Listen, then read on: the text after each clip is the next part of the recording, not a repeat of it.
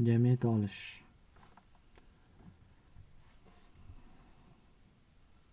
Bugungi darsimiz poliploid formalarda heterozigota holatda, ya'ni mana bunday heterozigota holatdagi organizm bo'lsa, bu heterozigota organizmda 2 enligi, 4 enligi yaratildi. Xo'p, 4 enligi katta, kichkinalar, katta B, kichkina B. Shu holatda bo'ladi. Va bundan qanday qilib gamet olish mumkin? Buning uchun 4 enlik organizmni men mana bu holatga keltirib yozib olaman.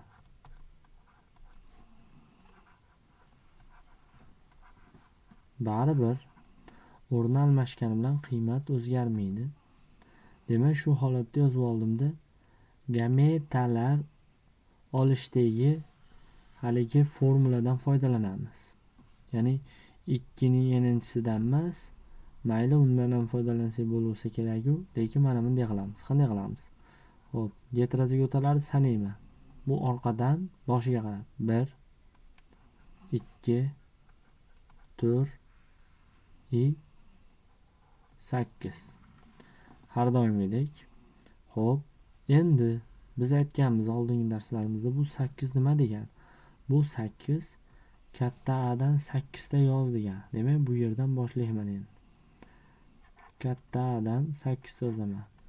2 3 4 5 6 7 8.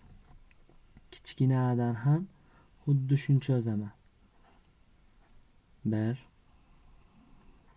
2 3 4 5 6 7 8. Mana yozib oldim. Endi xo'p, 4 katta A'dan 4 tadan yozib chiqaman. Mana. Xo'p, kichkina A'dan ham 4 ta yozaman. Va yana davom ettiraman. Katta A'dan 4 ta, kichkina A'dan 4 ta. Endi xo'p, B'lardan katta B 2 ta, kichkina B 2 ta, katta B 2 ta, kichkina B 2 ta, katta B 2 ta, kichkina B 2 ta, katta B 2 ta, kichkina B 2 ta. Va oxirgisi B'larda bittaligi, ya'ni bitta katta B, bitta kichkina B, bitta katta B, bitta kichkina. Shu ketma-ketlikda adashmasdan yozib chiqishim kerak. Shundagina xo'p, to'g'ri ishlagan bo'lamiz. Buni o'zini olib qo'yib gameta hosil bo'ldi degani emas. Biz oldin poliploid formalarda gamet olganimizda chiqqanlarni kvadratga ko'targanmiz. Endi hozir ham xuddi shunday qilamiz. Xo'p, dominant gamozigot organizmlar, dominant digamozigot gametalar, bular bittani tashkil qiladi. Birda kvadrati o'ziga teng. Ya'ni 1. Xo'p, bu degani bitta dominant mana bu hosil qiladi. Xo'p, ikkinchisi endi birinchi belgisi bo'yicha mana bu heterozigotalar mana. Birinchi belgisi bo'yicha gamozigot, ikkinchisi heterozigot. Mana ham ikkinchisi belgisi bo'yicha heterozigot. Demak, shu ikkovini olaman. Bular ikkitami? Demak, 2 ning ikkinchisi 4. 4 ta shunaqa genotip bo'ladi degani, gameta. Xo'p, endi mana bu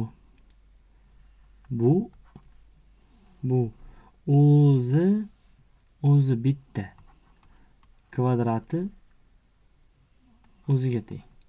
Demak, o'zini yozaman. Mana.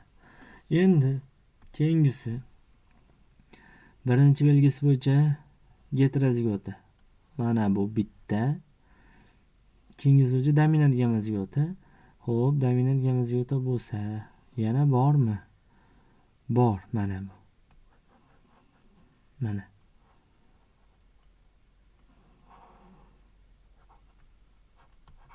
Shu yerdan ketdi ikkovi.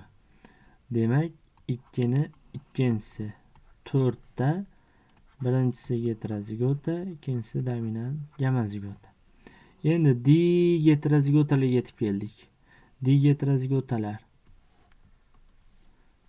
Xo'p, bitta, ikkita, yana mana bu 3 ta, mana bu 4 ta. Mana shu to'ralasi. Bu 4 ta bo'lsa, 4 ning kvadrati 16 ga teng. Demak, yozib qo'yaman. 16 tasi diheterozigotaga gameta. Xo'p, ketdi. O'rtada mana bu qolyapti hozircha. Xo'p, mana bu. Buni ham boshqa rangda ifodalaymiz endi mana. Shu qoldi. Shunaqadan nechta? Bundan bitta. Ya'ni birinchi belgisi bo'yicha heterozigota, keyingisi bo'yicha gamozigota mana. Demak, bunga tutashtirib qo'yaman. Xo'p, bunaqadan nechta? Ikkita ekan.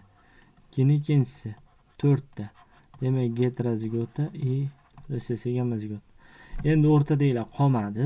Mana bu genotip qoldi. Bu genotip o'z-o'zidan bitta. Ya'ni 1 ning kvadrati 1 ga teng. Kichkina a, katta b. Keyingisi mana bu genotip qoldi ikkovi. Bular ikkita, ikkinchisi 4 ta. Demak, resessiv heterozig. Xo'p, mana bu o'zi qoldi. Endi bu 1 ning ikkinchisi 1 ga teng. Resessiv gamozigotalar. Xo'p, demak shunaqa sonda chiqadi endi hammasini soni. Shuni pennetga yozib olib, keyingi tomonni ko'paytirib, bu raqamlarni ham ko'paytirib inobatga olish kerak. Qisqa qilib aytganda,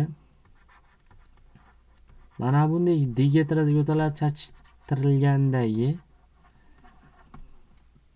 genotipi nisbatini bilar edik biz.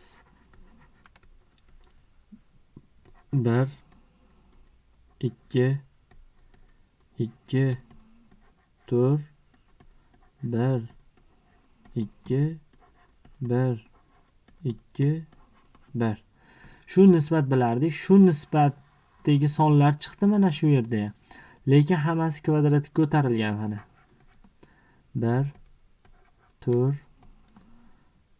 4 16 1 4 4 1.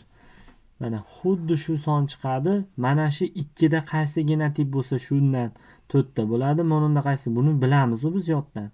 Mana u diheterozigota mana 16 ta bo'ldi va shunga asosan mana chiqdi. Bu eng oson usuli deb o'ylayman. Shu diheterozigota organizmning to'renli formasi yaratilgandi. E'tiborlar uchun rahmat.